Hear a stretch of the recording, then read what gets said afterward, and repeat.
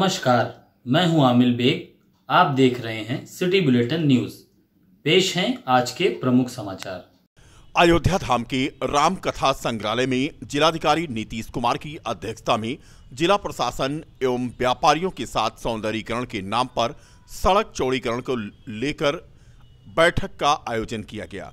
बैठक में व्यापारियों की मांग थी कि दुकान के पीछे दुकान और दुकान के बदले दुकान उचित स्थान पर देकर उन्हें स्थापित करने के बाद ही विस्थापित किया जाए।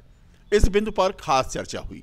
बैठक के बाद जिलाधिकारी नीतीश कुमार ने बताया कि व्यापारियों से हमारी वार्ता हुई है, जो भी दुकान प्रभावित हो रही हैं उनको कहां पर स्थापित किया जाए और हम लोग उनको पुनः स्थापित करेंगे, तभी आगे बढ़ेंगे। उन्होंने बताया कि व्यापारियों से लगातार इस मुद्दे पर बैठक होती रहेगी, समस्याओं का समाधान करने का कार्य किया जा रहा है। डीएम ने बताया कि सुग्रीव किला के रोड पर 100 फीट चौड़ी रोड बनेगी। इस रोड से राम मंदिर और हनुमानगढ़ी के लिए एक्सेस बहुत बेहतर हो जाएगा और बेहतर रोड बनकर तैयार होगी। जो लोग अभी सोच रहे हैं दिक्कत है, बाद में उनको भी अच्छा लगेगा। बेहतर रोड बनाया जाएगा, वहीं एक्सिस रोड में सभी लोगों को सुविधा होगी। डीएम ने कहा कि हम लोगों का प्रयास है कि हर एक दुकानदार को हम पुनः स्थापित करें, प्रयास कर रहे हैं, सिस्टम से काम हो। इसी कड़ी में वार्ता हुई है। जहां पर जमीन उपलब्ध है वहीं पर व्यापारियों को बसाया जाएगा। शहादतगंज के एक लॉन में आज उत्तर प्रदेश कांग्रेस स्क्रीनिंग कमेटी की बैठक चली। अयोध्या व देवीपाटन मंडल के 9 जिलों के विधानसभा के संभावित उम्मीदवार यहां आज स्क्रीनिंग कमेटी के सामने प्रस्तुत हुए। 45 विधानसभा के संभावित उम्मीदवारों का आज यहां पर साक्षात्कार हुआ। आवेदन करने वाले उम्मीदवारों का यहां पर साक्षात्कार लिया गया। स्क्रीनिंग कमेटी की सदस्य वर्षा गायकवाड़ ने इस साक्षात्कार को लिया। बता दें कि यूपी कांग्रेस स्क्रीनिंग कमेटी की सदस्य व महाराष्ट्र की मंत्री वर्षा गायकवाड़ आज अयोध्या में थीं और उन्होंने 9 जिलों के लगभग 45 विधानसभा के संभावित कांग्रेस के उम्मीदवारों की स्क्रीनिंग की। साक्षात के दौरान बड़ी संख्या में आज यहां पर उम्मीदवार नजर आए। कांग्रेस के टिकट की दावेदारी करते प्रत्येक विधानसभा से बड़ी संख्या में नेता आज यहां पर मौजूद थे। ये कांग्रेस पार्टी की जो स्क्रीनिंग कमेटी है उत्तर प्रदेश की, उसकी सम्मानित सदस्य और महाराष्ट्र की स्कूल शिक्षा मंत्री आदरणीय वर्षा गायकवाड़ जी हमारे इस जो अवध जोन है, अवध जोन के 9 जनपदों के 45 विधानसभा क्षेत्रों के जो कांग्रेस के संभावित उम्मीदवार हैं जिन्होंने आवेदन किया है, उन लोगों से साक्षात्कार ले रही हैं, जिससे विधानसभावार प्रत्याशियों के बारे में ठीक से अपनी समझ बना सकें। दबंग कोटेदार की कार्यशैली से क्षुब्ध होकर तारुण विकासखंड की ग्राम पंचायत पाराराम के सैकड़ों ग्रामीणों ने मंगलवार को बीकापुर तहसील परिसर में एसडीएम बीकापुर के कार्यालय के सामने जमकर हंगामा किया और धरने पर बैठ गए। ग्रामीणों ने एक ओर गांव के कोटेदार पर दबंगई और अवैध धन वसूलने, घटतौली करने और विरोध करने पर धमकाने सहित तमाम गंभीर आरोप लगाए। वहीं दूसरी ओर इनकी शिकायत करने पर कोई न्याय न मिलने का आरोप जड़ते हुए स्थानीय सप्लाई महकमे पर कोटेदारों को संरक्षण देने का भी आरोप लगा। बड़ी तादाद में इकट्ठा हुए महिला और पुरुषों ने इस दौरान जमकर नारेबाजी की और न्याय न मिलने तक एसडीएम कार्यालय के सामने ही धरने पर बैठने का ऐलान किया। हालांकि धरने की जानकारी मिलते ही एसडीएम बीकापुर अनुराग प्रसाद ने उनके बीच जाकर उन्हें समझाने की कोशिश की, मगर कोटेदार पर सख्त कार्रवाई से कम पर मानने को तैयार नहीं थे। ग्रामीण धरने से व हटने से इनकार कर रहे थे। ग्राम प्रधान पूरम पांडे के नेतृत्व में यहां पहुंची महिलाओं ने मौके पर ही राशन पानी के साथ धरना प्रदर्शन शुरू किया, तो हरकत में आए तहसील प्रशासन ने तत्काल प्रभाव से नदारद रहने वाली पूर्ति निरीक्षक को तलब करके ग्रामीणों का बयान दर्ज करने का निर्देश दिया। वहीं दूसरी तरफ ग्रामीणों द्वारा मांग की जाती रही कि तत्काल प्रभाव से कोटेदार को निलंबित करते हुए जांच की प्रक्रिया शुरू कराई जाए। है सर, वहाँ उतनी दूर जाना पड़ता, न राशन देता है, न कुछ औठा लगाओ 10 ना जाओ बुलाता है, राशन भी नहीं देता है। गरीब मनई के कार्ड समय से साहब लिया 1000 रुपया लिया है, दिया उज्जर कार्ड नहीं, लाल कार्ड बनाने के लिए 1000 रुपया नहीं दिया, उज्जर ये देखो सफेद दे दिया।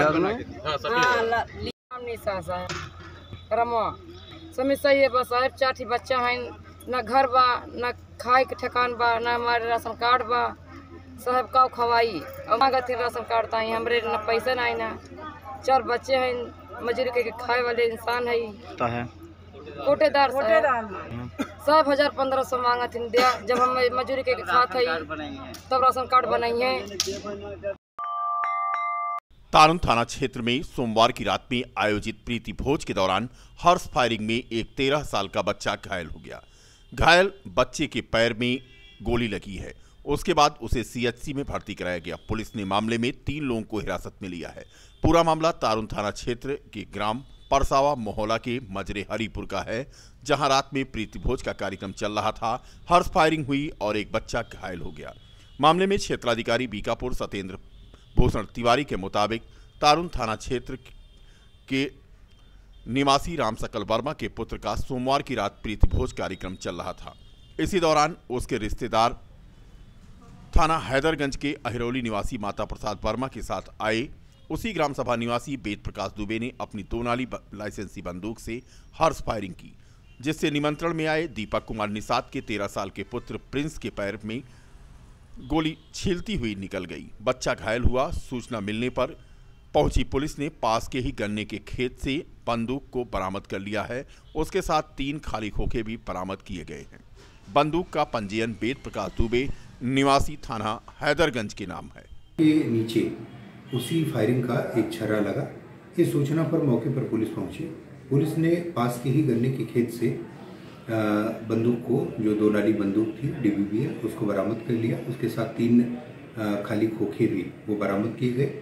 इस बंदूक का पंजीकरण वेद प्रकाश दुबे निवासी थाना क्षेत्र हैदरगंज के नाम पर था और इनके साथ कुछ और लोग थे, जिनमें एक माता प्रसाद जो इन्हीं के गांव के रहने वाले थे हैदरगंज थाना क्षेत्र के, और एक सुनील सिंह जो थाना तारुन के ग्राम नाहरपुर के थे। इन लोगों को पुलिस ने पूछताछ और तथ्यों के आधार पर गिरफ्तार किया है। इस मामले में अगर बच्चे अपने माता पिता रिश्तेदारों सहित मिलने जुलने वालों को यातायात नियमों का सही तरीके से पालन करने की बात करेंगे तो निश्चित ही सड़क दुर्घटनाओं के आंकड़ों में कमी आएगी। यह बात अयोध्या के एसएसपी शैलेश पांडे ने यातायात माह के समापन अवसर पर गुरु नानक इंटर कॉलेज में आयोजित कार्यक्रम के दौरान मौजूद छात्र छात्राओं को संबोधित करते हुए कही। यहां आयोजित कार्यक्रम में ARTO Rajesh Singh, city magistrate Satyendra Singh, ASP प्लास बंसल, क्षेत्राधिकारी यातायात डॉक्टर राजेश तिवारी मौजूद रहे। यातायात सुरक्षा माह के समापन पर मौजूद अधिकारियों से स्कूल के बच्चों ने काफी सवाल किए, जिसका जवाब मौजूद अधिकारियों ने दिया। अपने संक्षिप्त संबोधन में जिले के एसएसपी शैलेश पांडे ने कहा कि यातायात के नियमों का पालन करने से जहां खुद की जान बचाई जा सकती है, वहीं देश में सड़क दुर्घटनाओं में मरने वालों के आंकड़ों में भी कमी आ सकती है। एसएसपी श्री पांडे ने कहा कि देश में सबसे ज्यादा हाई स्पीड और नियमों की अनदेखी की वजह से दुर्घटनाएं होती हैं। इन घटनाओं पर अंकुश लगे। इस तरह के कार्यक्रमों का उद्देश्य जागरूकता पैदा करना है। प्रत्येक वर्ष नवंबर का माह यातायात सुरक्षा माह के रूप में मनाया जाता है और इसमें जो है हम 3 चीज़ों पे विशेष ध्यान देते हैं, अगर 4 चीज़ों पे विशेष ध्यान देते हैं। पहला है लोगों को जागरूक करने का, एजुकेशन। दूसरा है इंजीनियरिंग, जिसमें सड़क की व्यवस्थाएं कैसे इम्प्रूव हों, तो ये इंटर डिपार्टमेंटल कोऑर्डिनेशन और कोऑर्डिनेटेड एफर्ट्स हम इस चीज़ को इम्प्रूव करते हैं। रोड गड्ढा मुक्त हो, रोड पे जगह जगह पे सही साइनेजेस लगें, स्पीड ब्रेकर्स जहाँ रिक्वायर्ड है वहाँ लगें। और जो तीसरी चीज़ है वो एनफोर्समेंट की है कि जो वायलेटर्स हैं उनको हम किस तरह से पनिश करें, और साथ ही साथ जो कैजुअल्टी होती है उसको मिनिमम करने के लिए, एक्सीडेंट के बाद की कैजुअल्टी को मिनिमम करने के लिए हम अपनी इमरजेंसी रिस्पॉन्स को कैसे और बेहतर बनाएं, जिसमें पुलिस का रिस्पॉन्स, मेडिकल टीम का रिस्पॉन्स, एम्बुलेंस का रिस्पॉन्स, इस पर हम लोगों को जागरूक और जो बाकी सभी कार्रवाई जो मैंने बताया वो हम करते हैं। और इस वर्ष भी नवंबर का माह यहाँ पे मनाया गया और इसमें स्कूलों में, कॉलेजेस में डिफरेंट जो स्टेक होल्डर्स हैं, taxi union, auto union, transport department, PWD, के साथ कोऑर्डिनेट करके हम लोगों ने सभी आयामों पे इसमें कार्य किया है और आज इसका यहाँ पर समापन था। और हम उम्मीद करते हैं कि हमारा एफर्ट आने वाले समय में वो चीज़ों को और बेहतर बनाने में कारगर होगा। चीज़ों को इम्प्रूव करने के लिए ज़रूरत होती है कि हम लगातार उन चीज़ों पर जोड़ें। चीज़ें इम्प्रूव भी हो रही हैं, इसका फ़ायदा भी हुआ है, डेटा भी बताता है कि इसमें इम्प्रूवमेंट है। तो चीज़ों को बेहतर, सभी चीज़ें तात्कालिक रूप से बेहतर हो जाए, तुरंत बेहतर हो जाए ज़रूरी नहीं है। हमें अपने प्रयास लगातार करते रहने होते हैं और लगातार प्रयास करेंगे और इसको हर बार पिछली बार से चीज़ें बेहतर हो, इस उद्देश्य और मुझे पूरा विश्वास है कि शहर के रायबरेली रोड पर नवीन मंडी चौकी अंतर्गत स्थित प्रदीप जनरल स्टोर में संदिग्ध परिस्थितियों में आग लग गई। सुबह लोगों ने यहां पर धुआं उठते देखा तो सूचना पुलिस को दी। मौके पर यहां पहुंची दमकल की गाड़ियों ने आग पर काबू पाया।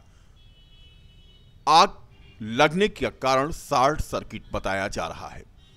बता दें कि बड़ी संख्या में लोग यहां पहुंच गए थे और दमकल की गाड़ियों ने यहां पर आग पर काबू पाया। दुकानदार के मुताबिक उसके परचून आदि का थोक का काम वह करता है और इस आग लगने की घटना में लाखों का सामान जल गया।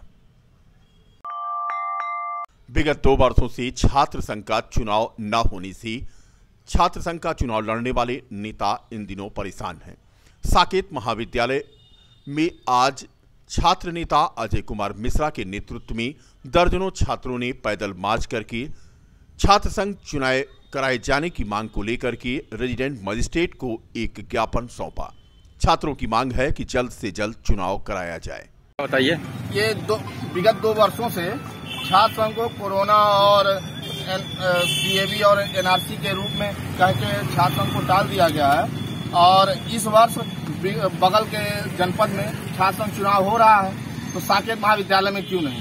हम छात्र संघ फीस दे रहे हैं लगातार, तो हमारा ये अधिकार है और ये हमारा पर्व है और इस पर्व को मनाने के लिए हमें जो भी करना पड़ेगा वो करने के लिए तत्पर है। कहाँ ज्ञापन दिया आप लोगों ने? अभी हम लोगों ने डीएम साहब का ज्ञापन आरएम साहब को दे दिया और आरएम साहब को ज्ञापन दिया है। क्या नाम आपका है? अजय कुमार मिश्रा। राम मंदिर निर्माण समिति की आज लगातार दूसरे दिन बैठक हुई। सर्किट हाउस में हुई इस बैठक में निर्माण समिति के चेयरमैन नृपेंद्र मिश्र, राम जन्मभूमि तीर्थ क्षेत्र ट्रस्ट के महासचिव चंपत राय, सदस्य अनिल मिश्रा, सदस्य विमलेंद्र मोहन प्रताप मिश्र, L&T व टाटा कंसल्टेंसी के एक्सपर्ट मौजूद रहे। बता दें कि राम मंदिर निर्माण को लेकर के लगातार आज दूसरे दिन राम मंदिर निर्माण समिति की बैठक में मंथन किया गया। जिले के बीकापुर कोतवाली में नवागत निरीक्षक मणिशंकर तिवारी ने सोमवार को अपना पदभार ग्रहण किया। पदभार ग्रहण करने के बाद नवागत कोतवाल ने अपनी प्राथमिकताएं बताईं। उनका कहना था कि भयमुक्त वातावरण स्थापित करने की वह कोशिश करेंगे। उन्होंने यह भी दावा किया कि आने वाले विधानसभा चुनाव के मद्देनजर ग्राम सुरक्षा समितियों को सक्रिय किया जाएगा। बीट प्रभारियों को क्षेत्र के असामाजिक तत्वों को चिन्हित करने का अभियान जल्द ही चलाया जाएगा। कमजोर व्यक्ति जो भी लोग हैं उनकी जो है बातों को प्राथमिकता से सुनकर और जो भूमि विवाद की आप बात करें राजस्व विभाग की टीम के साथ मिलकर बिल के अनुसार उसका जो है निस्तारण करना मेरी प्रथम प्राथमिकता रहेगी। और अपराधी के ऊपर जो है नियंत्रण करना मेरा उद्देश्य है।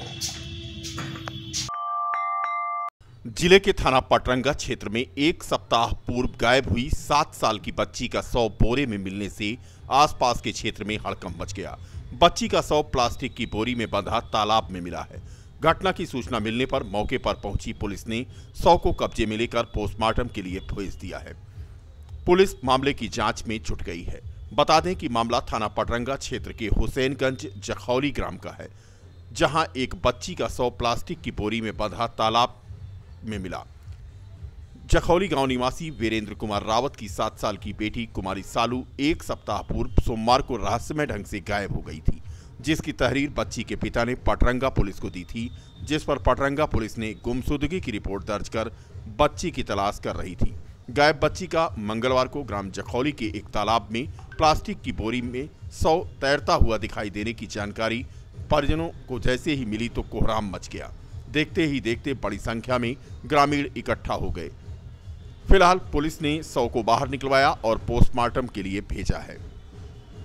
एसपी ग्रामीण और एसडीएम ने 7 साल की बच्ची का शव मिलने की घटना पर यहां पहुंच करके निरीक्षण किया, आवश्यक दिशा निर्देश भी दिए।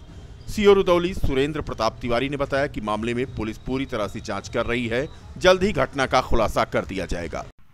वीरेंद्र कुमार सनाब विश्वजीत ग्राम हुसैनगंज थाना पटरंगा ने बताया कि मेरी लड़की दिनांक 23/11/2021 को शाम को खेलते समय गायब हो गई, जिसकी सूचना पर पुलिस द्वारा मुकदमा दर्ज करके मिलने वाले स्थानों पर खोजबीन की गई। आज वीरेंद्र कुमार के द्वारा बताया गया कि मेरी लड़की का शव तालाब में दिखाई पड़ा है, जिस पर तत्काल पुलिस बल मौके पर पहुंचा। पुलिस अधीक्षक ग्रामीण एसडीएम रुदौली व पुलिस बल पहुंचकर शव को पोस्टमार्टम के लिए भेज दिया गया है। साथ में फॉरेंसिक टीम डॉग स्क्वाड भी जानकारी करने के लिए लगा दिया गया है। जैसे भी जानकारी होती है तत्काल वैधानिक कार्यवाही की जाएगी। जिलाधिकारी अयोध्या नीतीश कुमार ने जनपद के सभी रैन बसेरों में व्यवस्थाएं चुस्त दुरुस्त करने के निर्देश जारी किए हैं। रैन बसेरों में गद्दा, रजाई, कंबल व प्रकाश की व्यवस्था करने का भी उन्होंने निर्देश दिया है। ठंड के मौसम को देखते हुए डीएम नीतीश कुमार ने यह आदेश जारी किया है। बता दें कि जनपद में बदली छाने के बाद बारिश की भी संभावना जताई है मौसम विभाग ने। शहर के देवकाली बाईपास पर आज गौरव क्लिनिक का उद्घाटन हुआ। गरीबों की सेवा करना ही सबसे बड़ा धर्म है, यह बात कही स्थानीय भाजपा पार्षद मनोज श्रीवास्तव ने। मौका था देवकाली बाईपास स्थित गौरव क्लिनिक के उद्घाटन का। भाजपा पार्षद ने गौरव क्लिनिक का उद्घाटन किया और कहा कि गरीब मरीज पैसे के अभाव में अपना बेहतर तरीके से इलाज नहीं करा सकते हैं। इस क्लिनिक में आम आदमी की कम से कम पैसों में इलाज की व्यवस्था की गई है, जिससे गरीबों को इलाज कराने में राहत मिलेगी। अस्पताल के व्यवस्थापक डॉक्टर घनश्याम सोनी मेडिकल अफसर ने कहा कि क्लिनिक में आम जनमानस के इलाज की सुविधा रखी गई है। यहां पर चेस्ट, उदर, बीपी, शुगर, थायराइड, बाल रोग, स्त्री एवं पुरुष से संबंधित सभी का इलाज, bedside pathology, spot blood sugar, nebuliser, electrocardiography एवं समस्त ऑपरेशन की सुविधा भी उपलब्ध है। अब मरीजों को इलाज के लिए इधर उधर भटकना नहीं पड़ेगा। देवकाली बाईपास पर उद्घाटन डॉक्टर घनश्याम सोनी जी द्वारा किया गया है। डॉक्टर साहब की इच्छा है कि यहाँ पर रहने वाले आसपास के जितने भी वो हैं उनको कम से कम पैसे में चिकित्सा सुविधा दिया जाए। सब गरीबों का जो बहुत गरीब हैं उनको फ्री ये डॉक्टर साहब इलाज करेंगे। डॉक्टर साहब की इच्छा है। Doctor Ghanshyam Soni medical officer था, रिटायर हो गया हूँ।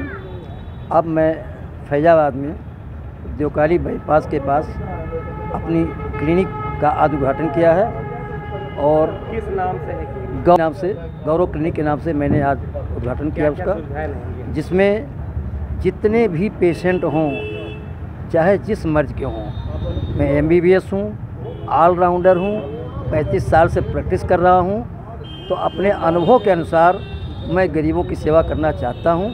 कम से कम फीस में पेशेंट को सभी सुविधाएं देना चाहता हूँ। जिस मरीज़ के पास पैसा न हो उसका निःशुल्क इलाज किया जाएगा। डॉक्टर घनश्याम सोनी।